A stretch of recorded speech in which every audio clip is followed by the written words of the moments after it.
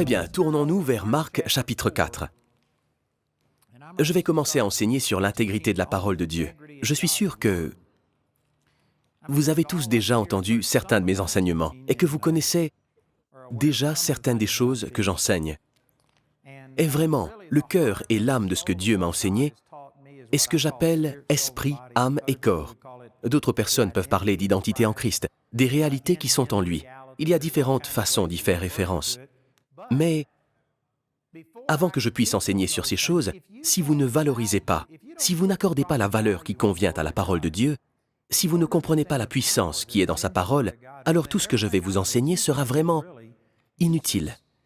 Parce que ma révélation et tout ce que je fais passe par la parole de Dieu. Et à moins que vous n'accordiez la même valeur que moi à la parole de Dieu,